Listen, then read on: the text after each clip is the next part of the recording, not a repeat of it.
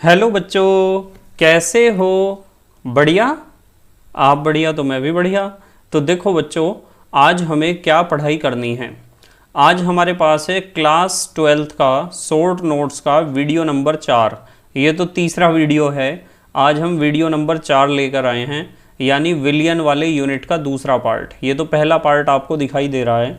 एक बार हम इसे फास्टली देखेंगे कि क्या क्या टॉपिक हमने पिछले वीडियो में करे थे।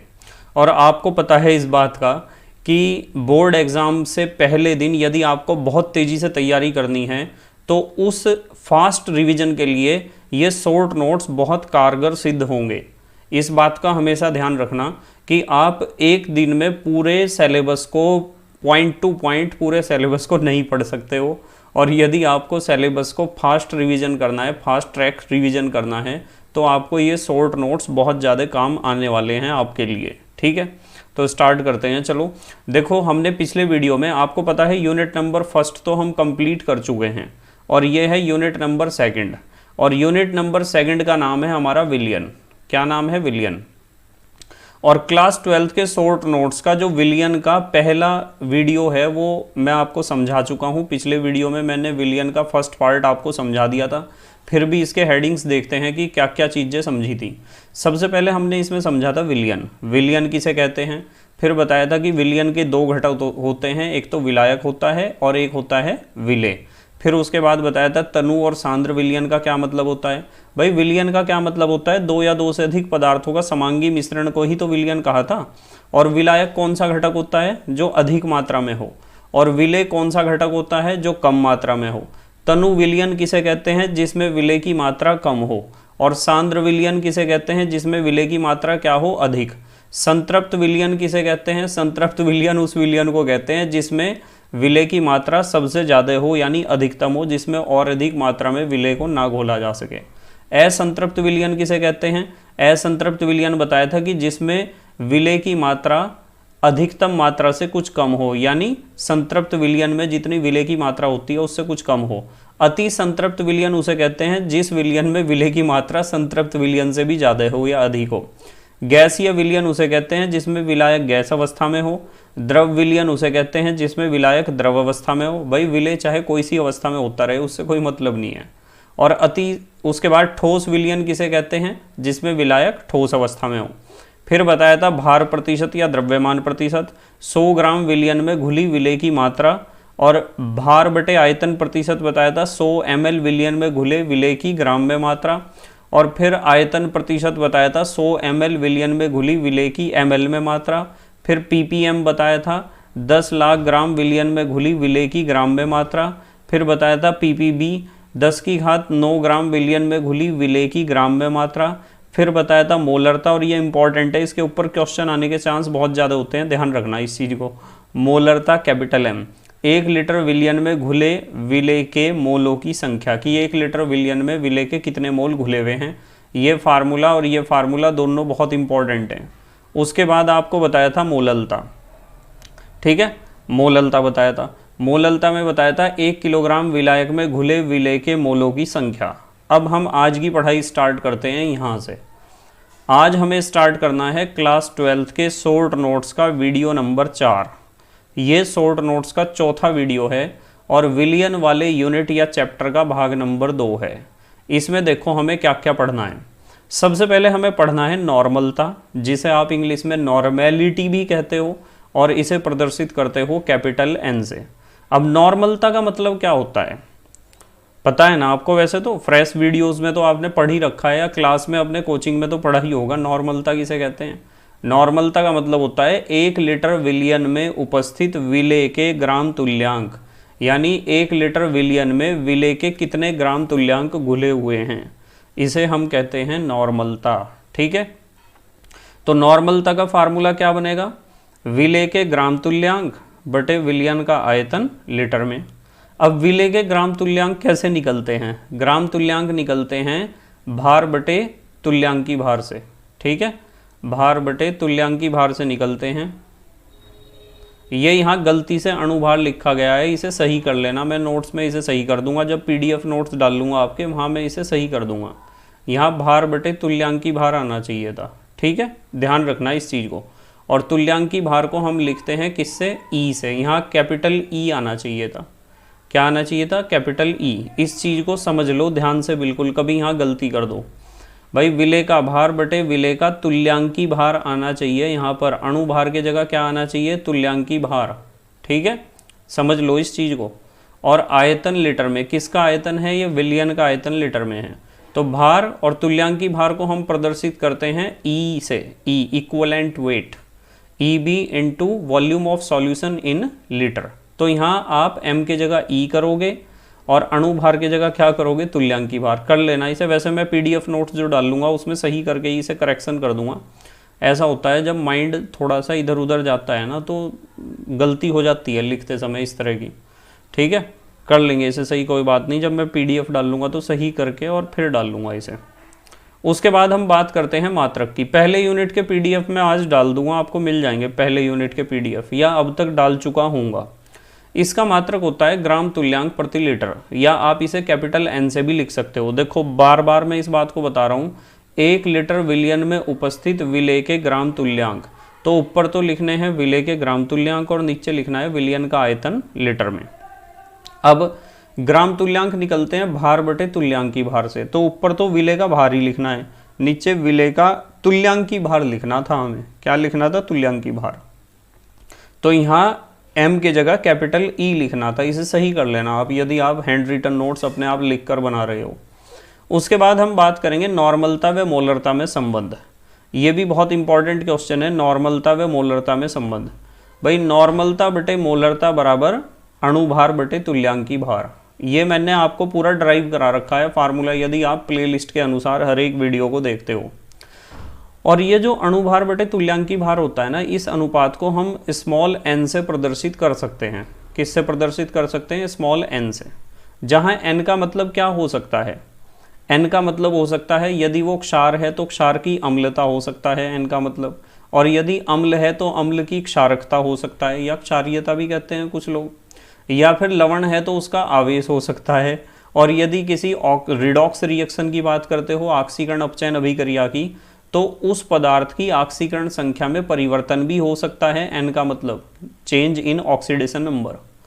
तो आप यदि नॉर्मलता व मोलरता में संबंध निकालते हो तो इस संबंध को आप ऐसे भी लिख सकते हो, नॉर्मलता बटे मोलरता बराबर अणुभार बटे तुल्यांकी भार, या फिर नॉर्मलता बटे मोलरता बराबर n। यहाँ n का मतलब मैंने आपको बता दिया, अम्लता भी हो सकता है, क्षारकता भी हो सकता है, आवेश भी हो सकता है, और एक चीज़ मैंने यहाँ नहीं लिखी, यदि आप लिखना चाहो तो लिख लेना, ऑक्सीकरण संख्या में परिवर्तन भी हो सकता है।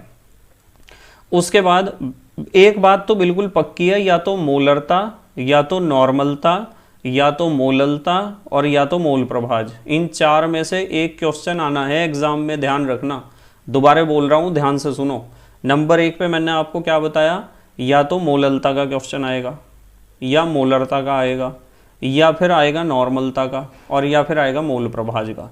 इन चार में से एक क्वेश्चन हर साल हर एक सेट में होता है, ध्यान रखना। ठीक है, जितने भी सेट होते हैं। उसके बाद हम बात करेंगे मोल प्रभाज की। मोल प्रभाज को हम लिखते हैं, वैसे कुछ लोग इसे बोलते हैं x, वैसे ये होता है चाई, CHI, चाई होता है ये। तो मोल प्रभाज को आप x कह दो या चाई कह दो, एक ही बात है, इतना हार्ड एंड फास्ट रूल नहीं है। मोल प्रभाज का मतलब होता है किसी घटक का मोल प्रभाज उस घटक के मोलों की संख्या तथा कुल मोलों की संख्या के अनुपात के बराबर होता है। यानी जिस घटक का भी आपको मोल प्रभाज निकालना है, आपको पता है विलियन में कम से कम कितने घटक होते हैं, 2 ही तो होते हैं ना। विलियन में कम से कम 2 घटक होते हैं। तो दोनों घटक में से जिस घटक का आपको मोल प्रभाज निकालना है, उस घटक के मोलों की संख्या बटे विलियन में जितने भी घटक हैं उन सब के कुल मोलों की संख्या। ठीक है, तो इसका मतलब साफ है। देखो दोबारा पढ़ रहा मैं परिभाषा, किसी घटक का मोल प्रभाज उस घटक के मोलों की संख्या तथा कुल मोलों की संख्या के अनुपात के बराबर होता है। जैसे मान लो विलेय का मोल प्रभाज निकालना है, तो विलेय का मोल प्रभाज कैसे निकलेगा, विलेय के मोल तो ऊपर लिखो और कुल मोल लिख दो नीचे बटे में, ऐसे निकल जाएगा विलेय का मोल प्रभाज। मान लो विलेय के मोल NB हैं, number of moles of B।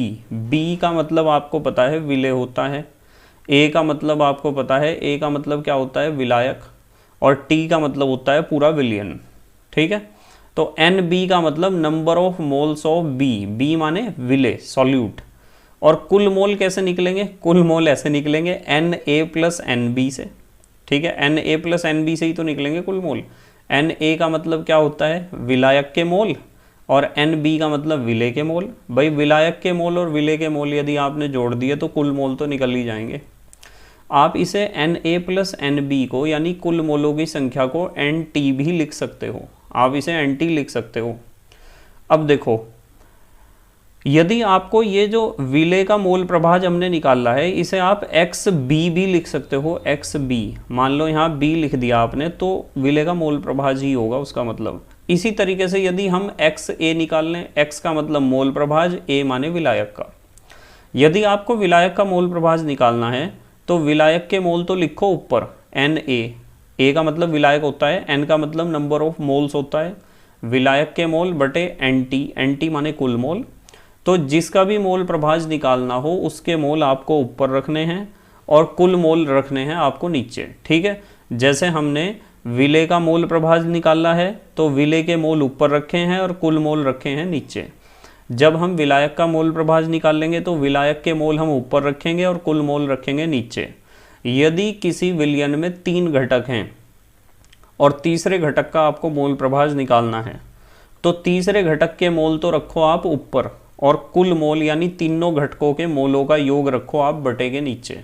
जैसे यहाँ लिखा हुआ है, किसी घटक का मोल प्रभाज उस घटक के मोलों की संख्या तथा कुल मोलों की संख्या के अनुपात के बराबर होता है। उस घटक के मोल तो आप ऊपर लिख दो और बटे में लिख दो आप कुल मोल। उसके बाद अगली बात है विलेयता। विलेयता को हम इंग्लिश में कहते हैं सॉल्युबिलिटी। इसका मतलब क्या होता है? किसी पदार्थ की वह अधिकतम मात्रा जो निश्चित ताप पर 100 ग्राम विलायक में घुल जाती है। मतलब पदार्थ की वो मात्रा जो 100 ग्राम विलायक में घुल जाती है, वो अधिकतम कितना घुल जाएगा 100 ग्राम विलायक में, उसे कहते हैं विलेयता। या आप इसे घुलनशीलता भी कह सकते हो या सॉल्युबिलिटी भी कह सकते हो। अच्छा, एक हेडिंग है नोट, इसमें एक काम का पॉइंट है, देखो क्या है। ऑक्सीजन जल में कम घुलनशील और CO2 व HCl अधिक घुलनशील हैं। ध्यान रखना इस चीज़ को भाई, ऑक्सीजन जल में कम घुलनशील है, इस चीज़ को ध्यान रखना। और कार्बन डाइऑक्साइड और HCl अधिक घुलनशील हैं।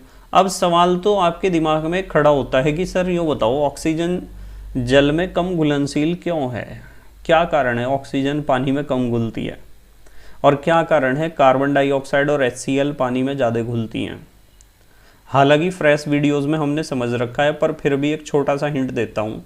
देखो, कोई भी गैस जल में कब ज़्यादा घुलती है और कब कम घुलती है? वो गैस पानी में ज़्यादा घुलती है या किसी भी विलायक में ज़्यादा घुलती है जो उस विलायक के साथ या तो कोई क्रिया करती हो और या फिर विलायक में घुलने के बाद आयनों में टूट जाती हो। भाई आयनों में टूटना भी एक क्रिया करना ही है। मान लो आपके पास कोई गैस है और उस गैस को आपने पानी में घोल दिया, तो पानी में घुलने के बाद यदि उस गैस ने पानी के साथ रिएक्शन कर ली ना, या फिर यूँ कह दो कि मान लो वो गैस आयनों में टूट गई ना, या तो वो आयनों में टूट जाए और या तो वो पानी के साथ या उस विलायक के साथ रिएक्शन कर ले, तो ये बात पक्की है कि वो गैस पानी में बहुत ज़्यादा मात्रा में घुलनशील होगी। और यदि कोई गैस पानी के साथ या किसी विलायक के साथ ना तो कोई रिएक्शन करती है और ना ही उसमें घुलने के बाद आयनों में टूटती है, तो वो गैस तो पानी में या विलायक में कम घुलनशील होगी, पक्की बात है। ठीक है, इस बात को ध्यान रखना। तो यदि आपसे पूछता है ना कोई कि ऑक्सीजन जल में कम घुलनशील क्यों है, तो आपका जवाब होना चाहिए भाई ऑक्सीजन जल में कम घुलनशील इसलिए है क्योंकि ऑक्सीजन ना तो पानी के साथ कोई क्रिया करती है और ना ही ऑक्सीजन पानी में घुलने के बाद आयनों में टूटती है। ठीक है, अब CO2 और HCl अधिक घुलनशील क्यों हैं? CO2 और HCl पानी में अधिक घुलनशील इसलिए हैं क्योंकि CO2 और HCl पानी के साथ क्रिया कर लेते हैं। भाई CO2 को यदि आप पानी में घोल लोगे ना तो H2CO3 बनेगा और H2CO3 जो बनता है हाइड्रोजन कार्बोनेट, तो H2CO3 बनता है। H2CO3 बन रहा है, इसका मतलब रिएक्शन हो रही है कार्बन डाइऑक्साइड की पानी के साथ, और जब CO2 पानी के साथ रिएक्शन करती है तो पानी में तो वो ज़्यादा घुलेगी ही, फिर ये तो बात पक्की है। अब यदि हम HCl की बात करें, भाई HCl पानी में क्यों घुलता है ज़्यादा, HCl गैस क्यों घुलती है? क्योंकि पानी में घुलने के बाद ये भी पानी से क्रिया करती है। या यूं कह दो कि HCl को जब आप पानी में घोलते हो तो आयनों में तो टूटता है HCl, H पॉजिटिव और Cl नेगेटिव में। आयनों में टूट रहा है तो साफ बात है कि रिएक्शन करेगा, इसलिए HCl गैस भी पानी में क्या होती है, ज़्यादा घुलनशील होती है। पर इसके अलावा एक फैक्टर और है, एक कारक और है जिसे आपके लिए समझना बहुत ज़रूरी है। मतलब 2 फैक्टर तो हमने पढ़ लिए। हमने पढ़ा कि कोई भी गैस पानी में ज़्यादा इसलिए घुलती है क्योंकि वो या तो पानी के साथ रिएक्शन करती होगी या फिर पानी में घुलने के बाद आयनों में टूटती होगी। और यदि कोई गैस पानी में कम घुलनशील है तो समझ जाओ कि वो गैस ना तो पानी के साथ रिएक्शन करती है और ना तो पानी में घुलने के बाद आयनों में टूटती है। पर एक जो दूसरा फैक्टर है वो है अवशोषण गुणांक, जो अगले नोट में लिखा हुआ है। देखो जरा यहाँ, अवशोषण गुणांक। यदि किसी गैस का अवशोषण गुणांक ज़्यादा है ना तो वो गैस पानी में ज़्यादा घुलेगी या विलायक में ज़्यादा घुलेगी। तो घुलनशीलता अनुक्रमानुपाती होती है अवशोषण गुणांक के। किसी भी गैस का अवशोषण गुणांक जितना ज़्यादा होगा वो गैस पानी में या जल में या विलायक में उतनी ही ज़्यादा क्या होगी, घुलनशील होगी। तो अवशोषण गुणांक का एक पूरा टेबल है, फ्रेश वीडियोज़ में मैंने आपको इसके बारे में बहुत डिटेल में समझा रखा है। अब अगले इंपॉर्टेंट क्वेश्चन पर आते हैं, हेनरी का नियम। सबको पता है हेनरी ने एक बहुत ज़बरदस्त नियम दिया था। हेनरी ने कहा था कि स्थिर ताप पर किसी गैस की द्रव में घुलनशीलता गैस के दाब के समानुपाती होती है। यानी गैस के ऊपर जितना ज़्यादा दाब लगाओगे वो गैस उतनी ही ज़्यादा घुलेगी पानी के अंदर। दाब जितना लगाओगे गैस उतनी ही ज़्यादा पानी के अंदर घुलेगी। जैसे आपने देखा होगा कि ये जो कोल्ड ड्रिंक्स की बोतल होती है ना, कोल्ड ड्रिंक्स की बोतल में जब बंद करी जाती है ना, इनका ढक्कन बंद किया जाता है, इन्हें सील किया जाता है, तो उस समय दाब इनके ऊपर ज़्यादा रखा जाता है। अब सवाल ये खड़ा होता है कि सर क्यों रखा जाता है दाब ज़्यादा? दाब ज़्यादा इसलिए रखा जाता है जिससे से ज़्यादा CO2 इनके पानी में, इनके सॉल्यूशन में यानी कोल्ड ड्रिंक में घुल सके। जितना ज़्यादा CO2 उसमें घुला होगा ना आपके कोल्ड ड्रिंक में, कोल्ड ड्रिंक को पीने में उतना ही ज़्यादा मज़ा आएगा आपको। और यदि आपके कोल्ड ड्रिंक में CO2 कम है तो कोल्ड ड्रिंक जो है मिठा पानी लगेगा और कुछ नहीं लगने का है। तो कोल्ड ड्रिंक का असली मज़ा जो है ना वो परसेंटेज ऑफ CO2 से है कि उसके अंदर कार्बन डाइऑक्साइड गैस कितनी ज़्यादा मात्रा में घुली हुई है। और ज़्यादा कार्बन डाइऑक्साइड गैस को घोलने के लिए कंपनियां या इंजीनियर्स क्या करते हैं कि उसका जब ढक्कन बंद करते हैं तो प्रेशर बहुत ज़्यादा होता है, वहाँ ज़्यादा दाब पर बंद करते हैं जिससे ज़्यादा से ज़्यादा CO2 उसमें डिज़ोल्व हो सके या घुल सके। ठीक है, तो बिल्कुल सिंपल सी बात है। हेनरी ने यही कहा था कि मान लो आपके पास एक बर्तन है और उस बर्तन में आपने पानी भर रखा है और पानी के ऊपर कोई गैस है और गैस के ऊपर पिस्टन है। तो पिस्टन को जितना ज़्यादा दबाओगे आप, गैस का दाब पानी के ऊपर उतना ही ज़्यादा लगेगा।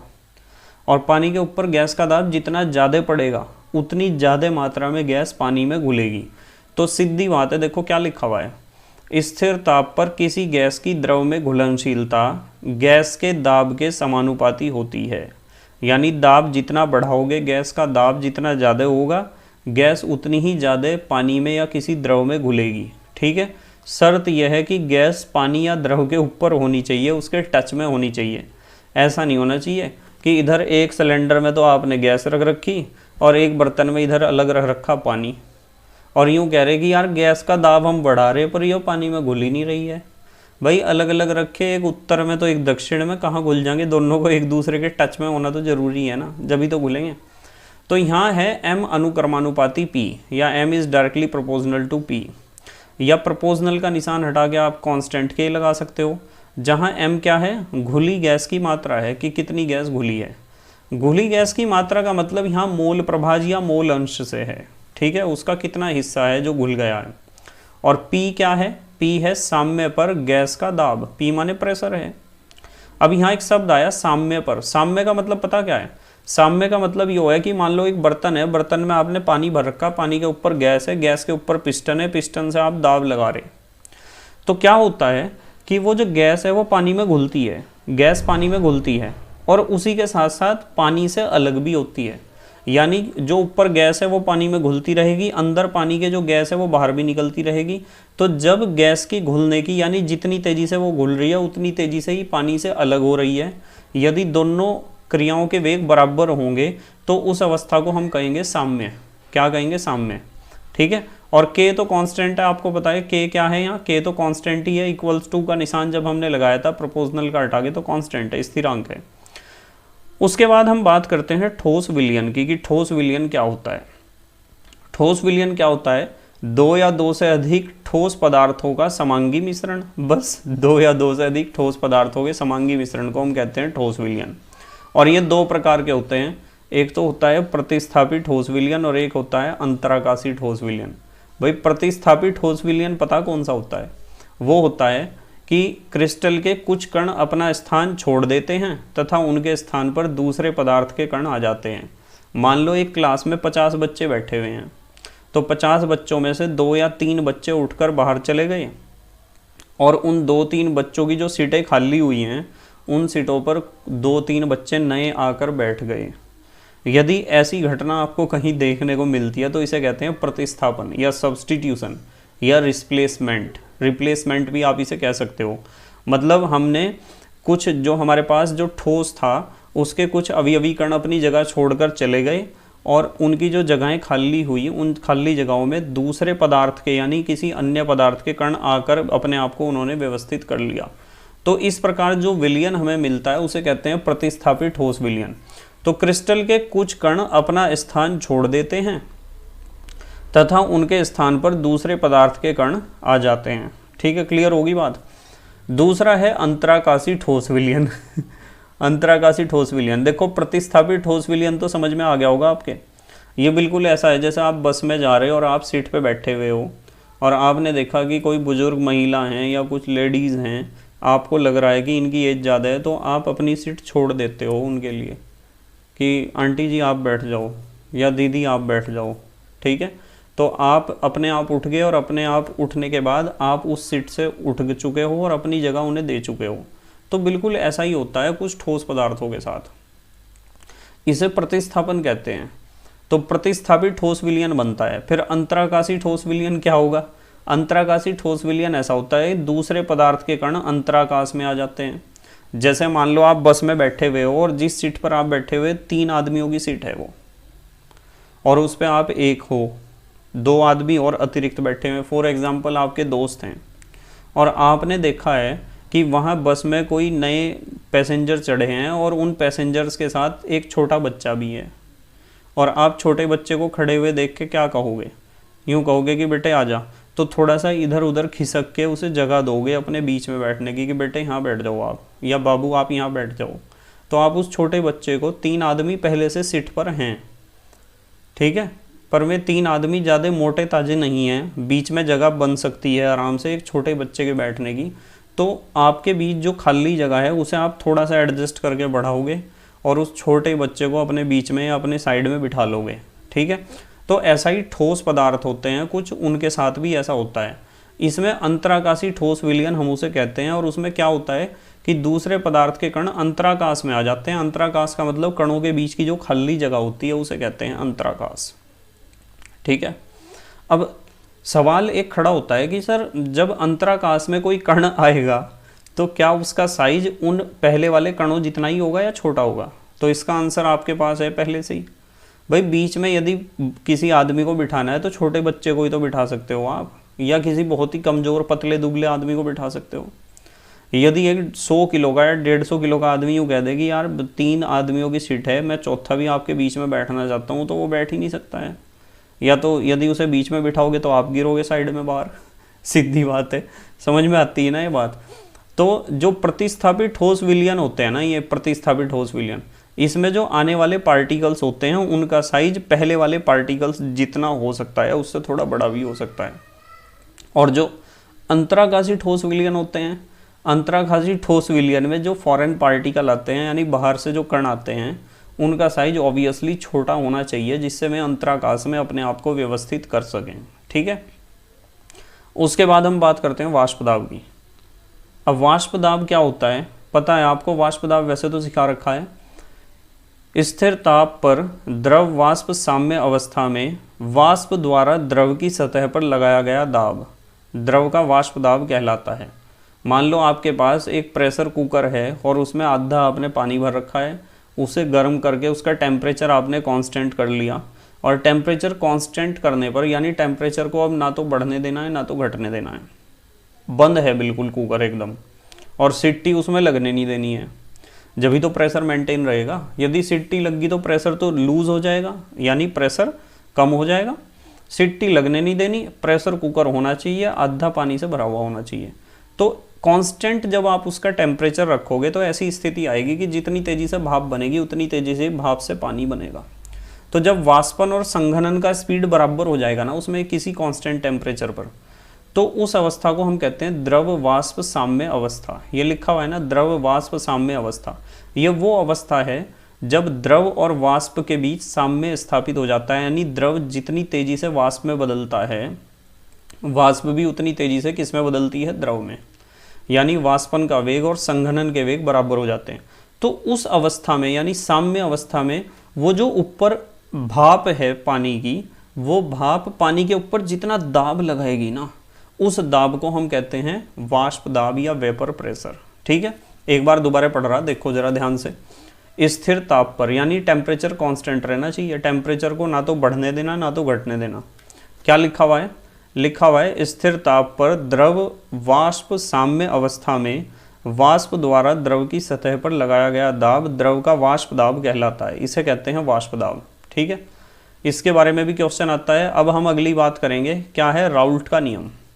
राउल्ट का नियम बहुत इंपॉर्टेंट है, दो नियम है यहाँ। द्रव द्रव विलयन के लिए हमने राउल्ट का नियम लिखा है यहाँ। ठीक है, फिर हम दूसरा भी राउल्ट का नियम पढ़ाएंगे, अभी तो फिलहाल इतनी बात करो। राउल्ट का नियम द्रव द्रव के लिए। राउल्ट का नियम क्या है कि यदि स्थिर ताप पर आप किसी एक घटक का आंशिक वाष्प दाब देखते हो, ये PA का मतलब, मान लो एक विलयन है, उस विलयन में दो घटक हैं, एक तो A एक तो B, और A और B दोनों लिक्विड हैं, द्रव हैं।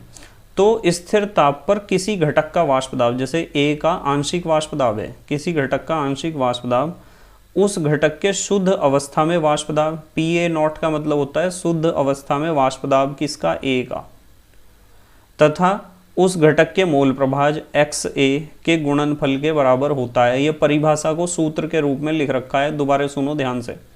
स्थिर ताप पर किसी घटक का आंशिक वाष्प दाब उस घटक के शुद्ध अवस्था में वाष्प दाब तथा उस घटक के मोल प्रभाज के गुणनफल के बराबर होता है।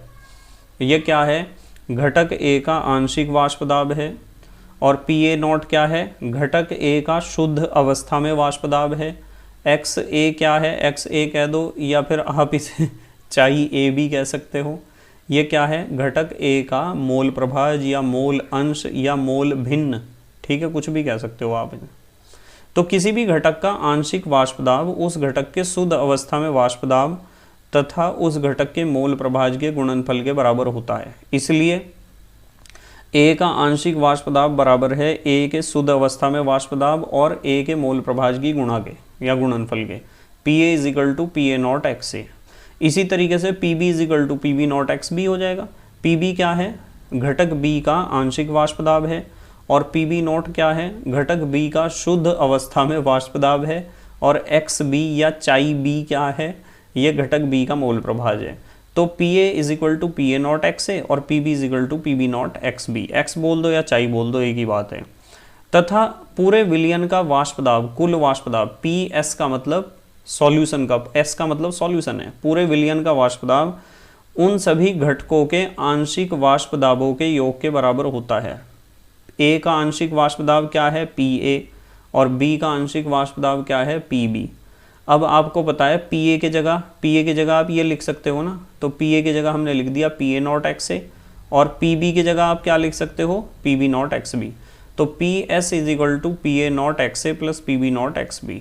ठीक है, मतलब आपको लैंग्वेज पता क्या लिखनी है? लैंग्वेज लिखनी है कि स्थिर ताप पर किसी विलयन में किसी घटक का आंशिक वाष्प दाब उस घटक के शुद्ध अवस्था में वाष्प दाब तथा उस घटक के मोल प्रभाज के गुणनफल के बराबर होता है। एक तो ये बात लिखनी, और दूसरी बात लिखनी है कि पूरे विलयन का वाष्प दाब या विलयन का कुल वाष्प दाब उसके उपस्थित उस विलयन में उपस्थित सभी घटकों के आंशिक दाबों के योग के बराबर होता है। ये दो लाइनें लिखनी है, और फार्मूला लिखना है P A is equal to P A not X A, P B is equal to P B not X B, और पी एस यानी पूरे विलयन का वाष्प दाब is equal to P A plus P B, या आप लिख सकते हो P S is equal to P A not X A plus P B not X B, जहाँ पी ए और पी बी क्या हैं, पी ए और पी बी हैं घटक ए व बी के आंशिक वाष्प दाब, पी ए नॉट क्या है और पी बी नॉट क्या है, घटक ए व बी के शुद्ध अवस्था में वाष्प दाब, एक्स ए और एक्स बी क्या है, घटक ए व बी के मोल प्रभाज।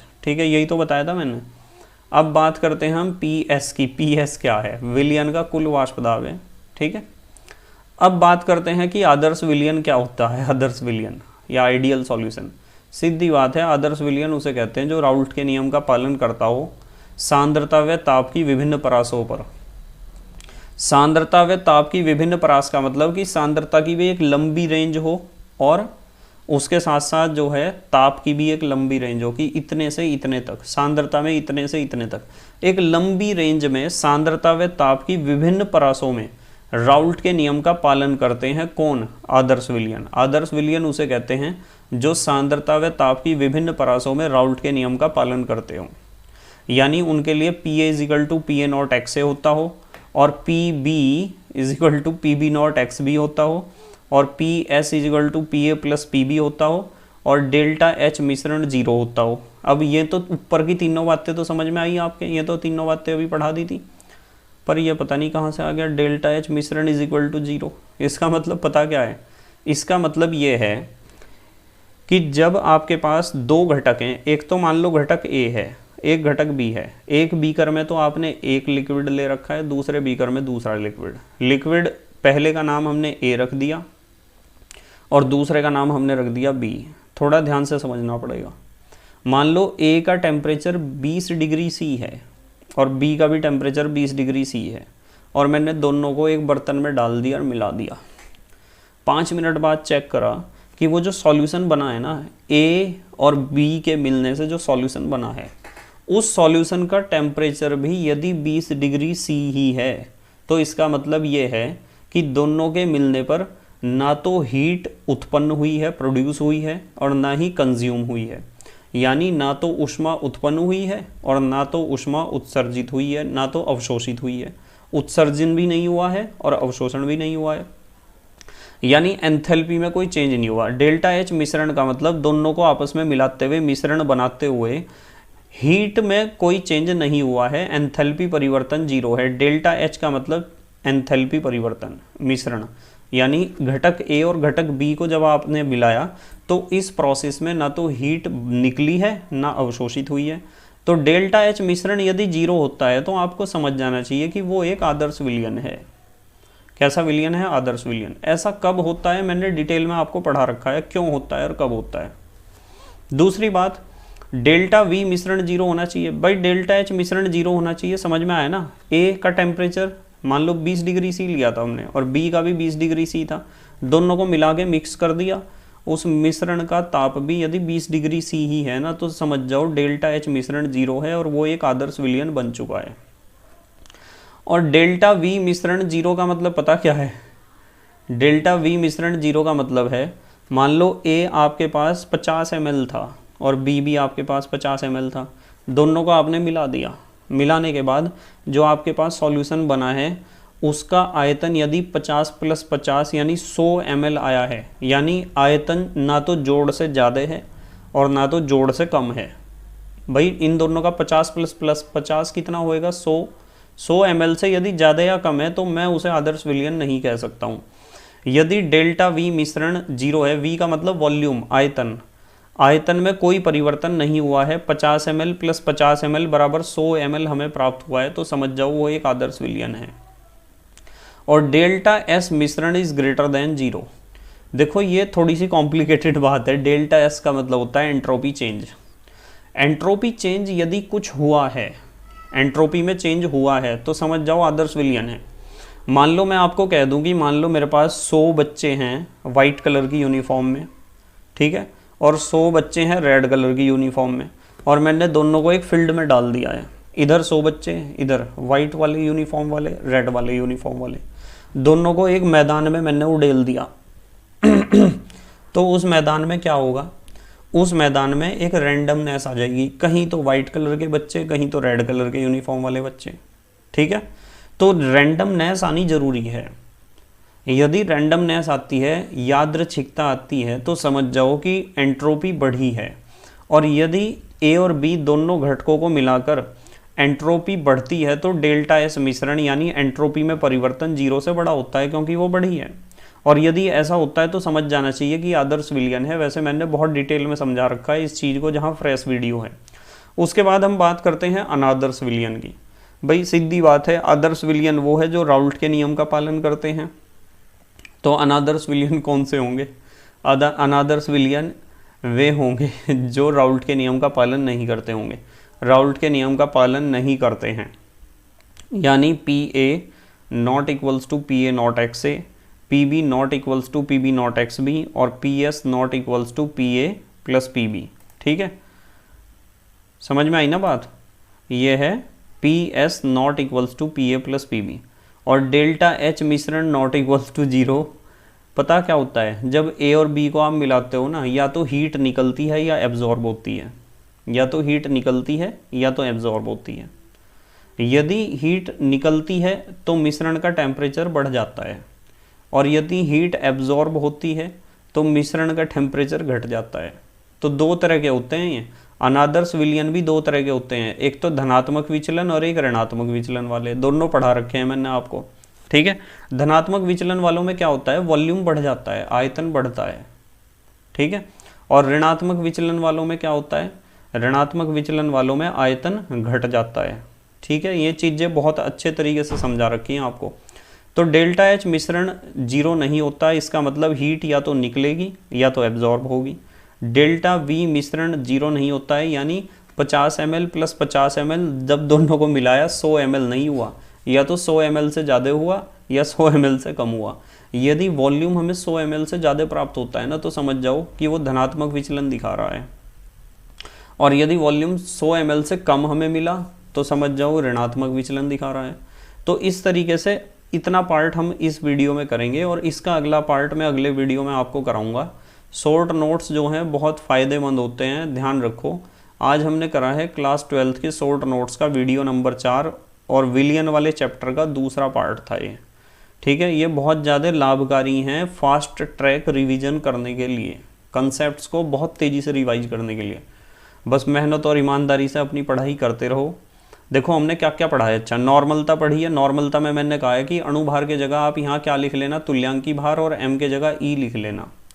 उसके बाद हमने पढ़ा है नॉर्मलता व मोलरता में संबंध, मोल प्रभाज पढ़ा है, विलेयता पढ़ी है, हेनरी का नियम पढ़ा है, ठोस विलयन पढ़े हैं, प्रतिस्थापित ठोस विलयन, अंतराकाशी ठोस विलयन, वाष्प दाब पढ़ा है, राउल्ट का नियम पढ़ा है, और आदर्श विलयन और अनादर्श विलयन ये पढ़े हैं।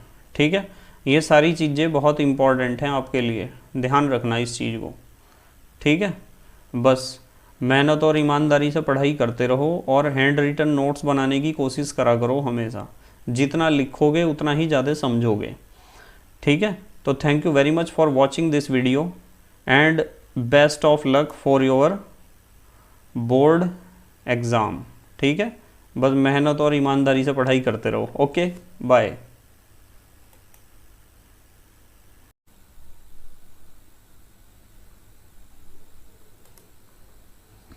हेलो बच्चों, कैसे हो?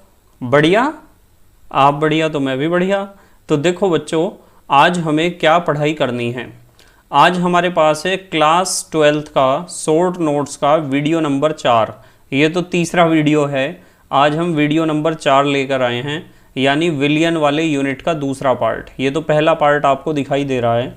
एक बार हम इसे फास्टली देखेंगे कि क्या क्या टॉपिक हमने पिछले वीडियो में करे थे।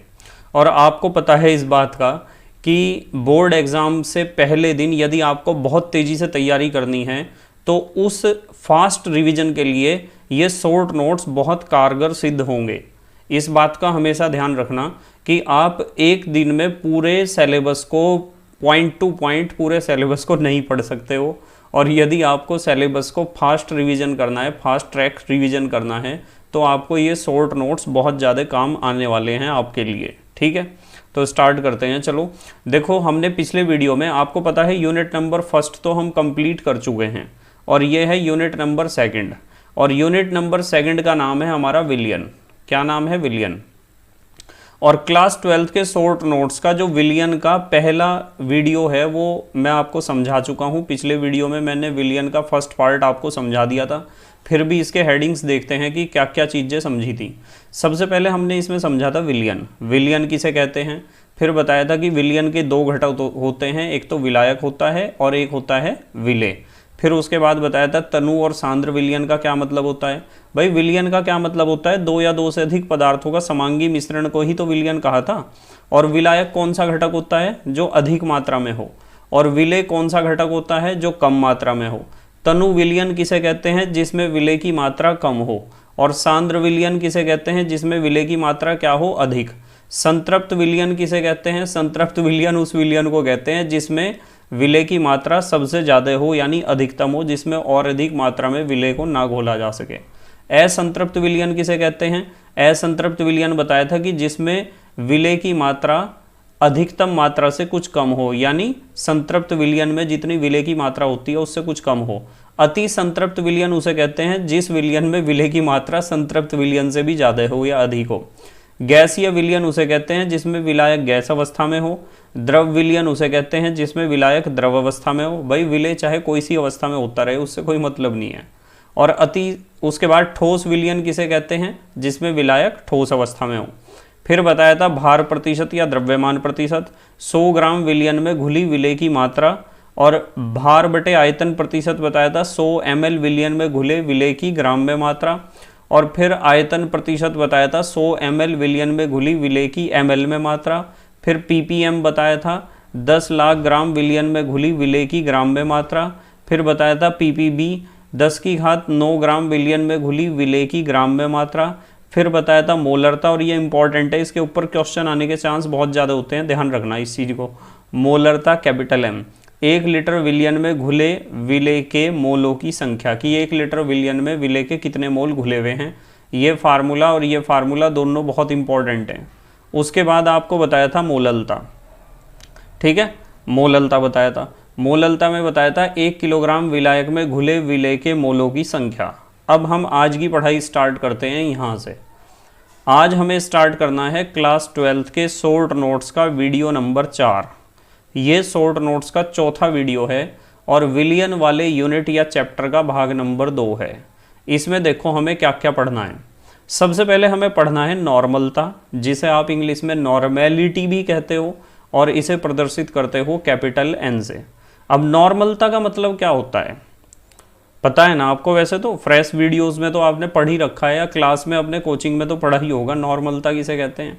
नॉर्मलता का मतलब होता है 1 लीटर विलियन में उपस्थित विलेय के ग्राम तुल्यांक, यानी 1 लीटर विलियन में विलेय के कितने ग्राम तुल्यांक घुले हुए हैं, इसे हम कहते हैं नॉर्मलता।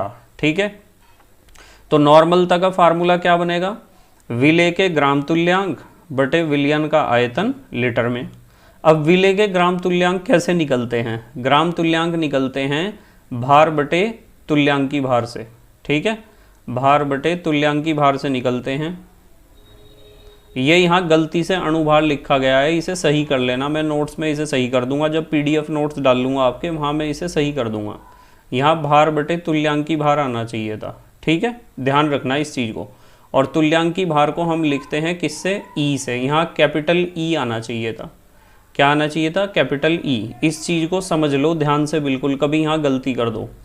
भाई विलेय का भार बटे विलेय का तुल्यांकी भार आना चाहिए। यहाँ पर अणु भार के जगह क्या आना चाहिए? तुल्यांकी भार। ठीक है, समझ लो इस चीज़ को। और आयतन लीटर में, किसका आयतन है? ये विलियन का आयतन लीटर में है। तो भार और तुल्यांकी भार को हम प्रदर्शित करते हैं E से। E equivalent weight, EB into volume of solution in litre. तो यहाँ आप M के जगह E करोगे और अणु भार के जगह क्या करोगे? तुल्यांकी भार। कर लेना इसे। वैसे मैं PDF नोट्स जो डाल लूँगा उसमें सही करके इसे करेक्शन कर दूंगा। ऐसा होता है जब माइंड थोड़ा सा इधर उधर जाता है ना, तो गलती हो जाती है लिखते समय इस तरह की। ठीक है, कर लेंगे इसे सही, कोई बात नहीं। जब मैं PDF डाल लूँगा तो सही करके और फिर डाल लूँगा इसे। उसके बाद हम बात करते हैं मात्रक की। पहले यूनिट के पीडीएफ में आज डाल दूंगा, आपको मिल जाएंगे पहले यूनिट के पीडीएफ, या अब तक डाल चुका हूँगा। इसका मात्रक होता है ग्राम तुल्यांक प्रति लीटर, या आप इसे कैपिटल एन से भी लिख सकते हो। देखो बार बार मैं इस बात को बता रहा हूँ, 1 लीटर विलयन में उपस्थित विलेय के ग्राम तुल्यांक, तो ऊपर तो लिखने हैं विलेय के ग्राम तुल्यांक और नीचे लिखना है विलयन का आयतन लीटर में। अब ग्राम तुल्यांक निकलते हैं भार बटे तुल्यांक की भार से, तो ऊपर तो विलेय का भार ही लिखना है, नीचे विलेय का तुल्यांक की भार लिखना था। हमें क्या लिखना था? तुल्यांक की भार। तो यहाँ m के जगह कैपिटल E लिखना था। इसे सही कर लेना आप, यदि आप हैंड रिटन नोट्स अपने आप लिख कर बना रहे हो। उसके बाद हम बात करेंगे नॉर्मलता व मोलरता में संबंध। ये भी बहुत इंपॉर्टेंट क्वेश्चन है, नॉर्मलता व मोलरता में संबंध। भाई नॉर्मलता बटे मोलरता बराबर अणुभार बटे तुल्यांक की भार। ये मैंने आपको पूरा ड्राइव करा रखा है फार्मूला, यदि आप प्लेलिस्ट के अनुसार हर एक वीडियो को देखते हो। और ये जो अणुभार बटे तुल्यांक की भार होता है ना, इस अनुपात को हम स्मॉल n से प्रदर्शित कर सकते हैं। किससे प्रदर्शित कर सकते हैं? स्मॉल n से। जहाँ n का मतलब क्या हो सकता है? n का मतलब हो सकता है यदि वो क्षार है तो क्षार की अम्लता हो सकता है n का मतलब, और यदि अम्ल है तो अम्ल की क्षारकता हो सकता है, या क्षारीयता भी कहते हैं कुछ लोग, या फिर लवण है तो उसका आवेश हो सकता है। और यदि किसी रिडॉक्स रिएक्शन की बात करते हो, ऑक्सीकरण अपचयन अभिक्रिया की, तो उस पदार्थ की ऑक्सीकरण संख्या में परिवर्तन भी हो सकता है, n का मतलब चेंज इन ऑक्सीडेशन नंबर। तो आप यदि नॉर्मलता व मोलरता में संबंध निकालते हो तो इस संबंध को आप ऐसे भी लिख सकते हो, नॉर्मलता बटे मोलरता बराबर अणुभार बटे तुल्यांक की भार, या फिर नॉर्मलता बटे मोलरता बराबर n। यहाँ n का मतलब मैंने आपको बता दिया, अम्लता भी हो सकता है, क्षारकता भी हो सकता है, आवेश भी हो सकता है, और एक चीज़ मैंने यहाँ नहीं लिखी, यदि आप लिखना चाहो तो लिख लेना, ऑक्सीकरण संख्या में परिवर्तन भी हो सकता है। उसके बाद एक बात तो बिल्कुल पक्की है, या तो मोलरता, या तो नॉर्मलता, या तो मोललता, और या तो मोल प्रभाज। इन चार में से एक क्वेश्चन आना है एग्जाम में, ध्यान रखना। दोबारा बोल रहा हूँ, ध्यान से सुनो। नंबर 1 पे मैंने आपको क्या बताया? या तो मोललता का क्वेश्चन आएगा, या मोलरता का आएगा, या फिर आएगा नॉर्मलता का, और या फिर आएगा मोल प्रभाज का। इन चार में से एक क्वेश्चन हर साल हर एक सेट में होता है, ध्यान रखना, ठीक है, जितने भी सेट होते हैं। उसके बाद हम बात करेंगे मोल प्रभाज की। मोल प्रभाज को हम लिखते हैं, वैसे कुछ लोग इसे बोलते हैं x, वैसे ये होता है चाई, CHI, चाई होता है ये।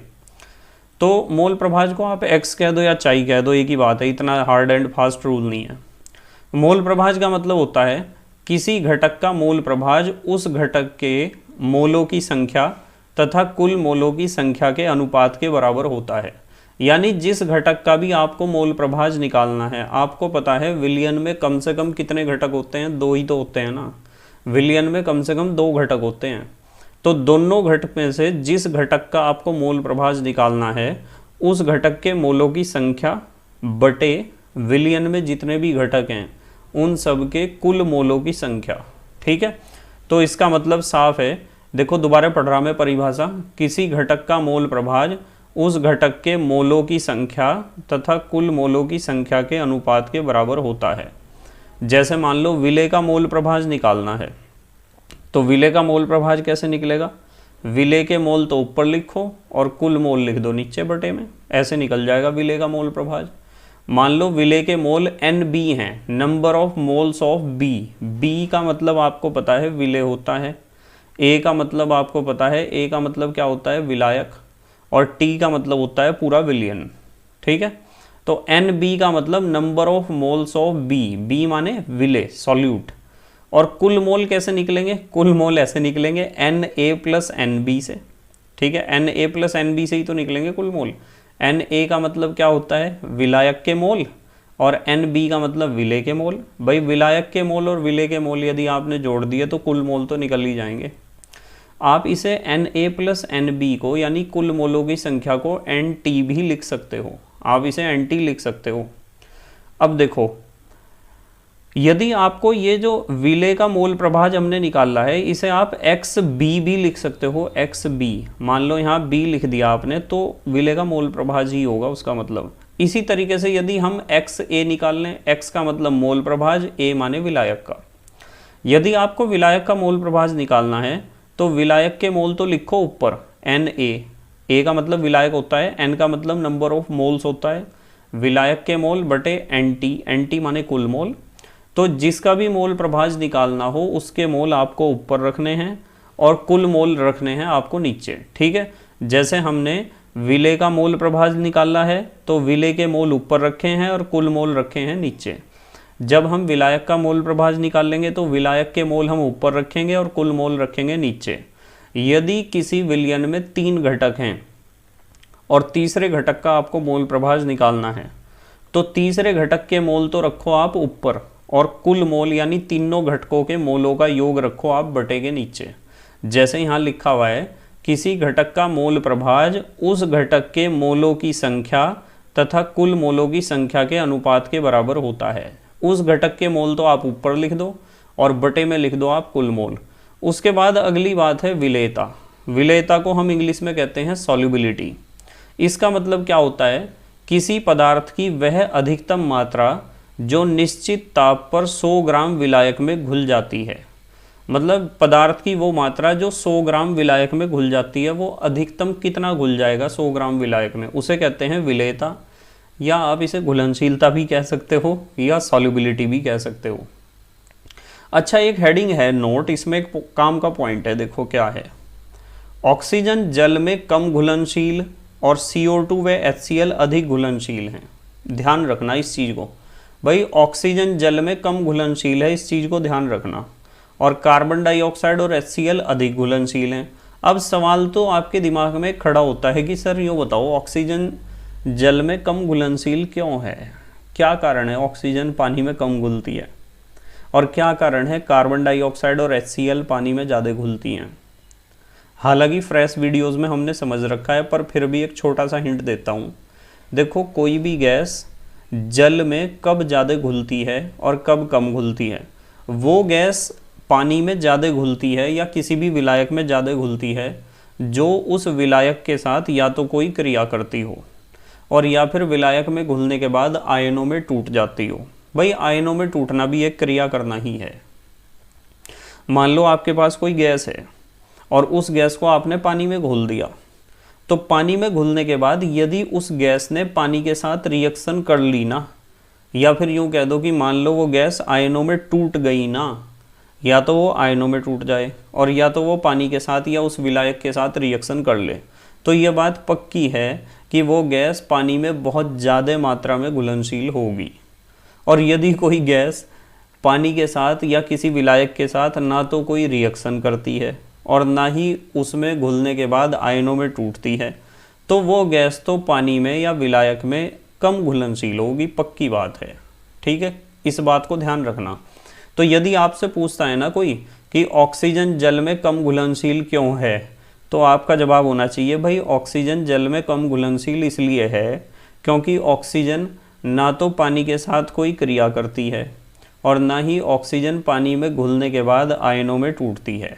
ठीक है, अब CO2 और HCl अधिक घुलनशील क्यों हैं?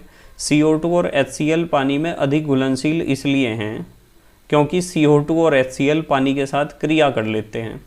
भाई, CO2 को यदि आप पानी में घोल लोगे ना तो H2CO3 बनेगा, और H2CO3 जो बनता है हाइड्रोजन कार्बोनेट, तो H2CO3 बनता है।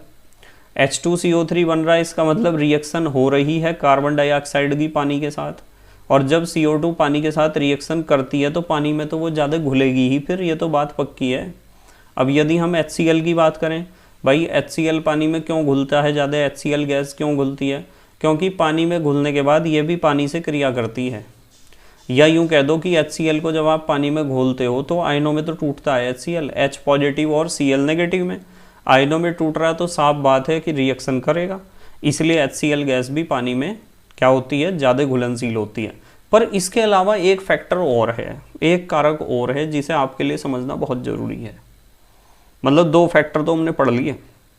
हमने पढ़ा कि कोई भी गैस पानी में ज़्यादा इसलिए घुलती है क्योंकि वो या तो पानी के साथ रिएक्शन करती होगी या फिर पानी में घुलने के बाद आयनों में टूटती होगी। और यदि कोई गैस पानी में कम घुलनशील है तो समझ जाओ कि वो गैस ना तो पानी के साथ रिएक्शन करती है और ना तो पानी में घुलने के बाद आयनों में टूटती है। पर एक जो दूसरा फैक्टर है वो है अवशोषण गुणांक, जो अगले नोट में लिखा हुआ है, देखो जरा यहाँ, अवशोषण गुणांक।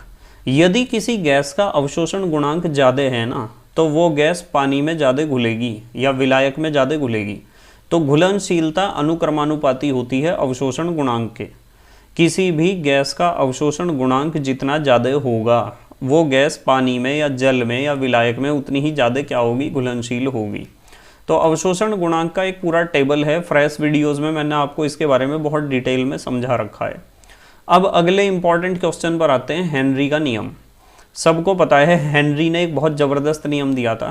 हेनरी ने कहा था कि स्थिर ताप पर किसी गैस की द्रव में घुलनशीलता गैस के दाब के समानुपाती होती है। यानी गैस के ऊपर जितना ज़्यादा दाब लगाओगे वो गैस उतनी ही ज़्यादा घुलेगी पानी के अंदर। दाब जितना लगाओगे गैस उतनी ही ज़्यादा पानी के अंदर घुलेगी। जैसे आपने देखा होगा कि ये जो कोल्ड ड्रिंक्स की बोतल होती है ना, कोल्ड ड्रिंक्स की बोतल में जब बंद करी जाती है ना, इनका ढक्कन बंद किया जाता है, इन्हें सील किया जाता है, तो उस समय दाब इनके ऊपर ज़्यादा रखा जाता है। अब सवाल ये खड़ा होता है कि सर क्यों रखा जाता है दाब ज़्यादा? दाब ज़्यादा इसलिए रखा जाता है जिससे ज़्यादा से ज़्यादा CO2 इनके पानी में, इनके सॉल्यूशन में यानी कोल्ड ड्रिंक में घुल सके। जितना ज़्यादा CO2 उसमें घुला होगा ना आपके कोल्ड ड्रिंक में, कोल्ड ड्रिंक को पीने में उतना ही ज़्यादा मज़ा आएगा आपको।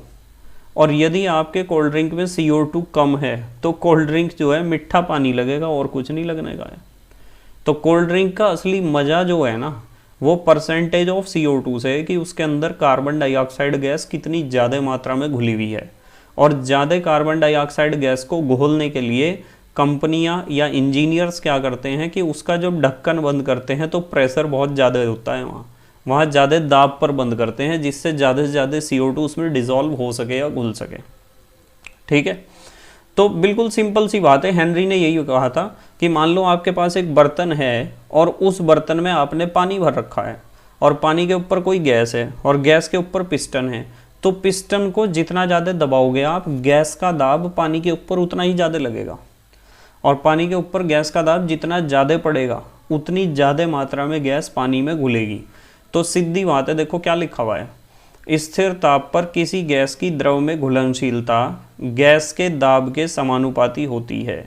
यानी दाब जितना बढ़ाओगे, गैस का दाब जितना ज़्यादा होगा, गैस उतनी ही ज़्यादा पानी में या किसी द्रव में घुलेगी। ठीक है, शर्त यह है कि गैस पानी या द्रव के ऊपर होनी चाहिए, उसके टच में होनी चाहिए।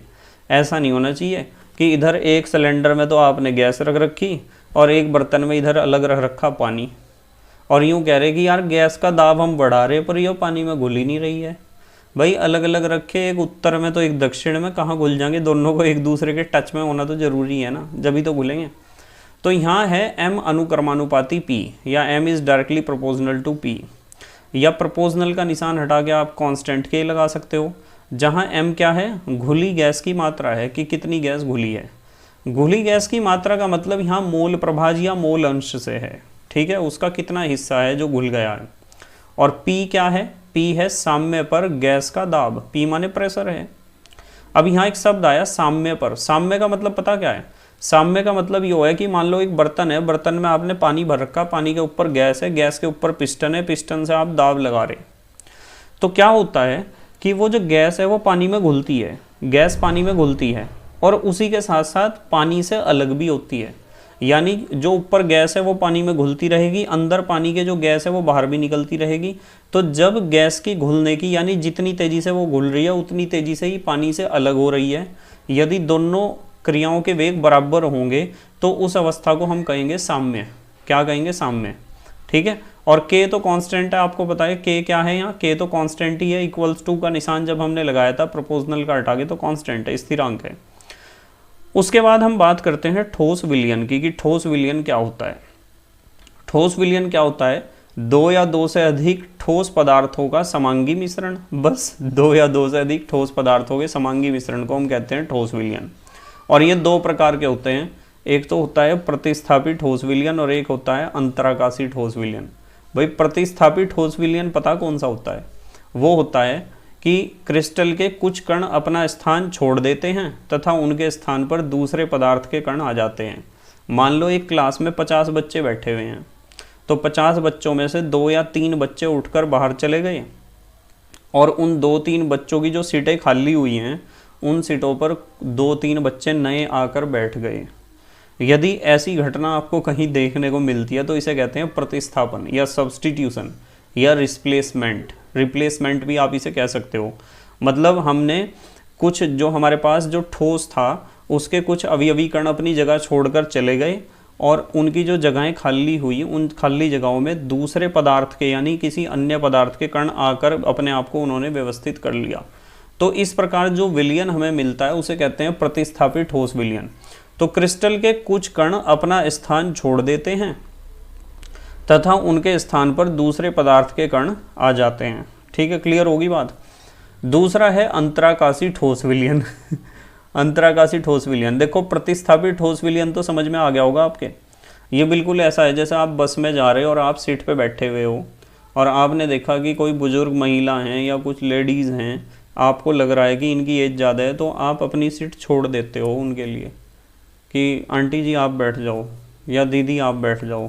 ठीक है, तो आप अपने आप उठ गए और अपने आप उठने के बाद आप उस सीट से उठ चुके हो और अपनी जगह उन्हें दे चुके हो। तो बिल्कुल ऐसा ही होता है कुछ ठोस पदार्थों के साथ, इसे प्रतिस्थापन कहते हैं। तो प्रतिस्थापित ठोस विलयन बनता है। फिर अंतराकाशी ठोस विलयन क्या होगा?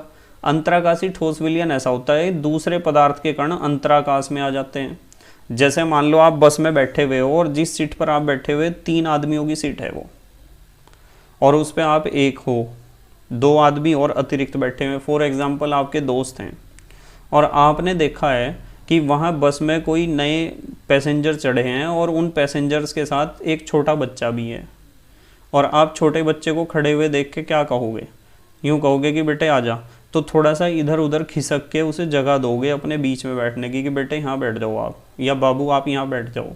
तो आप उस छोटे बच्चे को, 3 आदमी पहले से सीट पर हैं, ठीक है, पर वे 3 आदमी ज़्यादा मोटे ताजे नहीं हैं, बीच में जगह बन सकती है आराम से एक छोटे बच्चे के बैठने की। तो आपके बीच जो खाली जगह है उसे आप थोड़ा सा एडजस्ट करके बढ़ाओगे और उस छोटे बच्चे को अपने बीच में या अपने साइड में बिठा लोगे। ठीक है, तो ऐसा ही ठोस पदार्थ होते हैं कुछ, उनके साथ भी ऐसा होता है।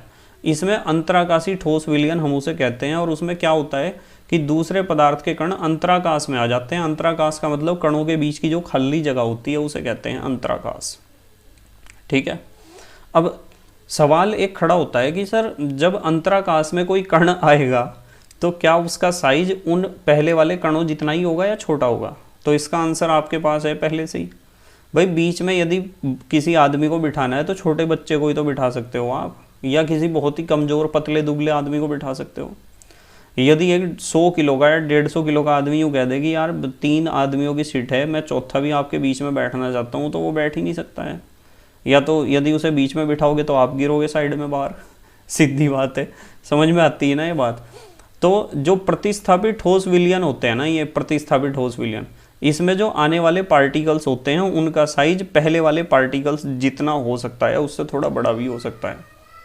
और जो अंतराकाशी ठोस विलयन होते हैं, अंतराकाशी ठोस विलयन में जो फॉरेन पार्टिकल आते हैं यानी बाहर से जो कण आते हैं उनका साइज ऑब्वियसली छोटा होना चाहिए जिससे वे अंतराकाश में अपने आप को व्यवस्थित कर सकें। ठीक है, उसके बाद हम बात करते हैं वाष्प दाब की। अब वाष्प दाब क्या होता है पता है आपको? वाष्प दाब वैसे तो सिखा रखा है। स्थिर ताप पर द्रव वाष्प साम्य अवस्था में वाष्प द्वारा द्रव की सतह पर लगाया गया दाब द्रव का वाष्प दाब कहलाता है। मान लो आपके पास एक प्रेशर कुकर है और उसमें आधा आपने पानी भर रखा है, उसे गर्म करके उसका टेम्परेचर आपने कांस्टेंट कर लिया, और टेम्परेचर कांस्टेंट करने पर यानी टेम्परेचर को अब ना तो बढ़ने देना है ना तो घटने देना है, बंद है बिल्कुल कुकर एकदम, और सिट्टी उसमें लगने नहीं देनी है, जब ही तो प्रेशर मेंटेन रहेगा। यदि सिट्टी लगी तो प्रेशर तो लूज हो जाएगा यानी प्रेशर कम हो जाएगा। सिट्टी लगने नहीं देनी, प्रेशर कुकर होना चाहिए, आधा पानी से भरा हुआ होना चाहिए। तो कांस्टेंट जब आप उसका टेम्परेचर रखोगे तो ऐसी स्थिति आएगी कि जितनी तेज़ी से भाप बनेगी उतनी तेज़ी से भाप से पानी बनेगा। तो जब वाष्पन और संघनन का स्पीड बराबर हो जाएगा ना उसमें किसी कांस्टेंट टेम्परेचर पर, तो उस अवस्था को हम कहते हैं द्रव वाष्प साम्य अवस्था। ये लिखा हुआ है ना, द्रव वाष्प साम्य अवस्था। ये वो अवस्था है जब द्रव और वाष्प के बीच साम्य स्थापित हो जाता है, यानी द्रव जितनी तेजी से वाष्प में बदलता है, वाष्प भी उतनी तेजी से किस में बदलती है, द्रव में, यानी वाष्पन का वेग और संघनन के वेग बराबर हो जाते हैं।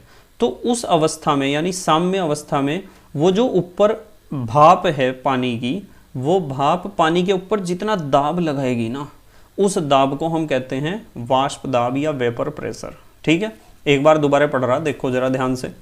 स्थिर ताप पर, यानी टेम्परेचर कांस्टेंट रहना चाहिए, टेम्परेचर को ना तो बढ़ने देना ना तो घटने देना। क्या लिखा हुआ है, लिखा हुआ है स्थिर ताप पर द्रव वाष्प साम्य अवस्था में वाष्प द्वारा द्रव की सतह पर लगाया गया दाब द्रव का वाष्प दाब कहलाता है, इसे कहते हैं वाष्प दाब। ठीक है, इसके बारे में भी क्वेश्चन आता है। अब हम अगली बात करेंगे, क्या है, राउल्ट का नियम। राउल्ट का नियम बहुत इंपॉर्टेंट है, दो नियम है यहाँ, द्रव द्रव विलयन के लिए हमने राउल्ट का नियम लिखा है यहाँ। ठीक है, फिर हम दूसरा भी राउल्ट का नियम पढ़ाएंगे, अभी तो फिलहाल इतनी बात करो। राउल्ट का नियम द्रव द्रव के लिए, राउल्ट का नियम क्या है कि यदि स्थिर ताप पर आप किसी एक घटक का आंशिक वाष्प दाब देखते हो, ये PA का मतलब, मान लो एक विलयन है, उस विलयन में दो घटक हैं, एक तो A एक तो B, और A और B दोनों लिक्विड हैं, द्रव हैं।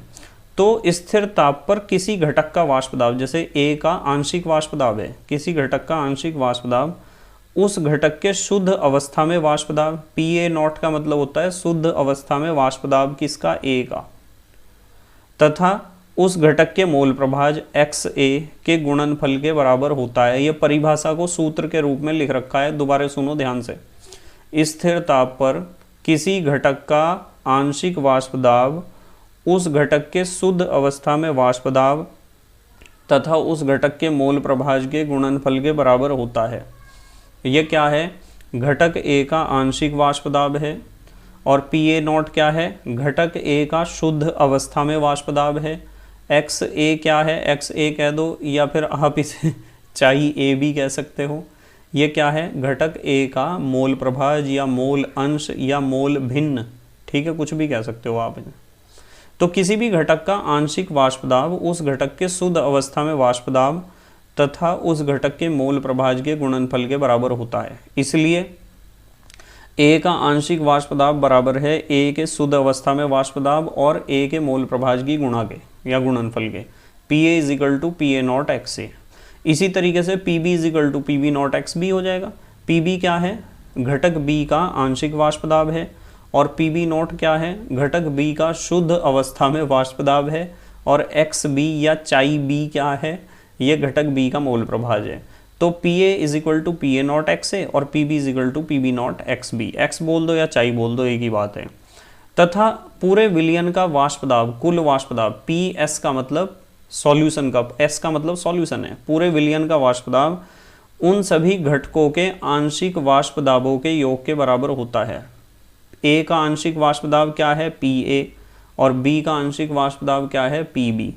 अब आपको पता है PA की जगह आप ये लिख सकते हो ना, तो PA की जगह हमने लिख दिया PA0 XA, और PB की जगह आप क्या लिख सकते हो, PB0 XB।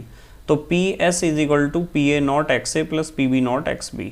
ठीक है, मतलब आपको लैंग्वेज पता क्या लिखनी है, लैंग्वेज लिखनी है कि स्थिर ताप पर किसी विलयन में किसी घटक का आंशिक वाष्प दाब उस घटक के शुद्ध अवस्था में वाष्प दाब तथा उस घटक के मोल प्रभाज के गुणनफल के बराबर होता है। एक तो ये बात लिखनी, और दूसरी बात लिखनी है कि पूरे विलयन का वाष्प दाब या विलयन का कुल वाष्प दाब उसके उपस्थित उस विलयन में उपस्थित सभी घटकों के आंशिक दाबों के योग के बराबर होता है। ये दो लाइनें लिखनी है, और फार्मूला लिखना है PA is equal to PA0 XA, PB is equal to PB0 XB, और PS यानी पूरे विलयन का वाष्प दाब is equal to PA plus PB, या आप लिख सकते हो PS is equal to PA0 XA plus PB0 XB।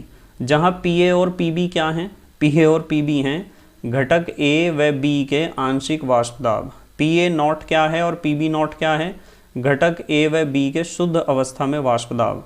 XA और XB क्या है, घटक A व B के मोल प्रभाज। ठीक है, यही तो बताया था मैंने। अब बात करते हैं हम PS की। PS क्या है, विलयन का कुल वाष्प दाब है। ठीक है, अब बात करते हैं कि आदर्श विलयन क्या होता है। आदर्श विलयन या आइडियल सॉल्यूशन, सीधी बात है, आदर्श विलयन उसे कहते हैं जो राउल्ट के नियम का पालन करता हो सांद्रता व ताप की विभिन्न परासों पर।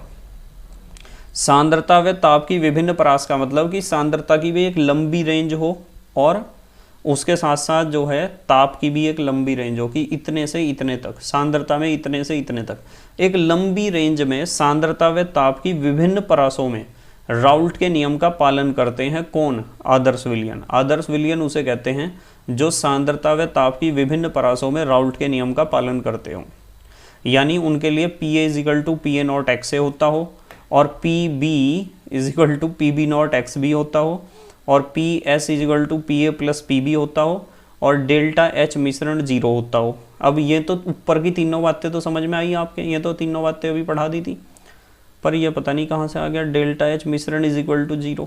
इसका मतलब पता क्या है? इसका मतलब ये है कि जब आपके पास दो घटक हैं, एक तो मान लो घटक ए है, एक घटक बी है, एक बीकर में तो आपने एक लिक्विड ले रखा है, दूसरे बीकर में दूसरा लिक्विड पहले का नाम हमने ए रख दिया और दूसरे का नाम हमने रख दिया बी। थोड़ा ध्यान से समझना पड़ेगा। मान लो ए का टेम्परेचर 20 डिग्री सी है और बी का भी टेम्परेचर 20 डिग्री सी है और मैंने दोनों को एक बर्तन में डाल दिया और मिला दिया। 5 मिनट बाद चेक करा कि वो जो सॉल्यूशन बना है ना, ए और बी के मिलने से जो सॉल्यूशन बना है, उस सॉल्यूशन का टेम्परेचर भी यदि 20 डिग्री सी ही है तो इसका मतलब ये है कि दोनों के मिलने पर ना तो हीट उत्पन्न हुई है, प्रोड्यूस हुई है, और ना ही कंज्यूम हुई है। यानी ना तो ऊष्मा उत्पन्न हुई है और ना तो ऊष्मा उत्सर्जित हुई है, ना तो अवशोषित हुई है। उत्सर्जन भी नहीं हुआ है और अवशोषण भी नहीं हुआ है, यानी एंथैल्पी में कोई चेंज नहीं हुआ। डेल्टा एच मिश्रण का मतलब दोनों को आपस में मिलाते हुए, मिश्रण बनाते हुए हीट में कोई चेंज नहीं हुआ है, एंथैल्पी परिवर्तन 0 है। डेल्टा एच का मतलब एंथैल्पी परिवर्तन, मिश्रण, यानी घटक ए और घटक बी को जब आपने मिलाया तो इस प्रोसेस में ना तो हीट निकली है ना अवशोषित हुई है। तो डेल्टा एच मिश्रण यदि 0 होता है तो आपको समझ जाना चाहिए कि वो एक आदर्श विलयन है। कैसा विलयन है? आदर्श विलयन। ऐसा कब होता है मैंने डिटेल में आपको पढ़ा रखा है, क्यों होता है और कब होता है। दूसरी बात, डेल्टा वी मिश्रण 0 होना चाहिए। भाई डेल्टा एच मिश्रण 0 होना चाहिए, समझ में आया ना। ए का टेम्परेचर मान लो 20 डिग्री सी लिया था हमने और बी का भी 20 डिग्री सी था, दोनों को मिला के मिक्स कर दिया। उस मिश्रण का ताप भी यदि 20 डिग्री सी ही है ना, तो समझ जाओ डेल्टा एच मिश्रण 0 है और वो एक आदर्श विलयन बन चुका है। और डेल्टा वी मिश्रण 0 का मतलब पता क्या है? डेल्टा वी मिश्रण 0 का मतलब है, मान लो ए आपके पास 50 ml था और बी भी आपके पास 50 ml था, दोनों को आपने मिला दिया। मिलाने के बाद जो आपके पास सॉल्यूशन बना है उसका आयतन यदि 50 + 50 यानी 100 ml आया है, यानी आयतन ना तो जोड़ से ज़्यादा है और ना तो जोड़ से कम है। भाई इन दोनों का 50 + 50 कितना होएगा? 100 ml से यदि ज़्यादा या कम है तो मैं उसे आदर्श विलयन नहीं कह सकता हूँ। यदि डेल्टा वी मिश्रण 0 है, वी का मतलब वॉल्यूम, आयतन, आयतन में कोई परिवर्तन नहीं हुआ है, 50 ml + 50 ml बराबर 100 ml हमें प्राप्त हुआ है, तो समझ जाओ वो एक आदर्श विलयन है। और डेल्टा एस मिश्रण इज ग्रेटर देन 0। देखो ये थोड़ी सी कॉम्प्लिकेटेड बात है। डेल्टा एस का मतलब होता है एंट्रोपी चेंज। एंट्रोपी चेंज यदि कुछ हुआ है, एंट्रोपी में चेंज हुआ है तो समझ जाओ आदर्श विलयन है। मान लो मैं आपको कह दूं कि मान लो मेरे पास 100 बच्चे हैं वाइट कलर की यूनिफॉर्म में, ठीक है, और 100 बच्चे हैं रेड कलर की यूनिफॉर्म में, और मैंने दोनों को एक फील्ड में डाल दिया है। इधर 100 बच्चे हैं, इधर वाइट वाले यूनिफॉर्म वाले, रेड वाले यूनिफॉर्म वाले, दोनों को एक मैदान में मैंने उड़ेल दिया। तो उस मैदान में क्या होगा? उस मैदान में एक रैंडमनेस आ जाएगी, कहीं तो वाइट कलर के बच्चे, कहीं तो रेड कलर के यूनिफॉर्म वाले बच्चे, ठीक है। तो रैंडमनेस आनी जरूरी है। यदि रैंडमनेस आती है, यादृच्छिकता आती है, तो समझ जाओ कि एंट्रोपी बढ़ी है। और यदि ए और बी दोनों घटकों को मिलाकर एंट्रोपी बढ़ती है तो डेल्टा एस मिश्रण यानी एंट्रोपी में परिवर्तन 0 से बड़ा होता है, क्योंकि वो बढ़ी है। और यदि ऐसा होता है तो समझ जाना चाहिए कि आदर्श विलयन है। वैसे मैंने बहुत डिटेल में समझा रखा है इस चीज़ को, जहाँ फ्रेश वीडियो है। उसके बाद हम बात करते हैं अनादर्श विलयन की। भाई सीधी बात है, आदर्श विलयन वो है जो राउल्ट के नियम का पालन करते हैं। तो अनादर्श विलयन कौन से होंगे? अनादर्श विलयन वे होंगे जो राउल्ट के नियम का पालन नहीं करते होंगे। राउल्ट के नियम का पालन नहीं करते हैं, यानी P A not equals to P A not X A, P B not equals to P B not X B और P S not equals to P A plus P B. ठीक है, समझ में आई ना बात। ये है P S not equals to P A plus P B. और डेल्टा एच मिश्रण नॉट इक्वल्स टू जीरो। पता क्या होता है, जब ए और बी को आप मिलाते हो ना, या तो हीट निकलती है या एब्जॉर्ब होती है, या तो हीट निकलती है या तो एब्जॉर्ब होती है। यदि हीट निकलती है तो मिश्रण का टेम्परेचर बढ़ जाता है, और यदि हीट एब्जॉर्ब होती है तो मिश्रण का टेम्परेचर घट जाता है। तो दो तरह के होते हैं ये। अनादर्श विलयन भी दो तरह के होते हैं, एक तो धनात्मक विचलन और एक ऋणात्मक विचलन वाले, दोनों पढ़ा रखे हैं मैंने आपको। ठीक है, धनात्मक विचलन वालों में क्या होता है, वॉल्यूम बढ़ जाता है, आयतन बढ़ता है। ठीक है, और ऋणात्मक विचलन वालों में क्या होता है, ऋणात्मक विचलन वालों में आयतन घट जाता है। ठीक है, ये चीज़ें बहुत अच्छे तरीके से समझा रखी हैं आपको। तो डेल्टा एच मिश्रण जीरो नहीं होता, इसका मतलब हीट या तो निकलेगी या तो एब्जॉर्ब होगी। डेल्टा वी मिश्रण जीरो नहीं होता है, यानी 50 ml प्लस 50 ml जब दोनों को मिलाया 100 ml नहीं हुआ, या तो 100 ml से ज़्यादा हुआ या 100 ml से कम हुआ। यदि वॉल्यूम हमें 100 ml से ज़्यादा प्राप्त होता है ना, तो समझ जाओ कि वो धनात्मक विचलन दिखा रहा है, और यदि वॉल्यूम 100 ml से कम हमें मिला तो समझ जाओ ऋणात्मक विचलन दिखा रहा है। तो इस तरीके से इतना पार्ट हम इस वीडियो में करेंगे, और इसका अगला पार्ट मैं अगले वीडियो में आपको कराऊंगा। शॉर्ट नोट्स जो हैं बहुत फ़ायदेमंद होते हैं, ध्यान रखो। आज हमने करा है क्लास 12th के शॉर्ट नोट्स का वीडियो नंबर 4, और विलियन वाले चैप्टर का दूसरा पार्ट था ये। ठीक है, ये बहुत ज़्यादा लाभकारी हैं फास्ट ट्रैक रिवीजन करने के लिए, कंसेप्ट्स को बहुत तेज़ी से रिवाइज करने के लिए। बस मेहनत और ईमानदारी से अपनी पढ़ाई करते रहो। देखो हमने क्या क्या पढ़ा है। अच्छा, नॉर्मलता पढ़ी है। नॉर्मलता में मैंने कहा है कि अणुभार के जगह आप यहाँ क्या लिख लेना, तुल्यांकी भार, और m के जगह e लिख लेना। उसके बाद हमने पढ़ा है नॉर्मलता व मोलरता में संबंध, मोल प्रभाज पढ़ा है, विलेयता पढ़ी है, हेनरी का नियम पढ़ा है, ठोस विलयन पढ़े हैं, प्रतिस्थापित ठोस विलयन, अंतराकाशी ठोस विलयन, वाष्प दाब पढ़ा है, राउल्ट का नियम पढ़ा है, और आदर्श विलयन और अनादर्श विलयन ये पढ़े हैं। ठीक है, ये सारी चीज़ें बहुत इंपॉर्टेंट हैं आपके लिए, ध्यान रखना इस चीज़ को। ठीक है, बस मेहनत और ईमानदारी से पढ़ाई करते रहो, और हैंड रिटन नोट्स बनाने की कोशिश करा करो हमेशा। जितना लिखोगे उतना ही ज़्यादा समझोगे। ठीक है, तो thank you very much for watching this video, and best of luck for your board exam. ठीक है, बस मेहनत और ईमानदारी से पढ़ाई करते रहो। Okay, bye.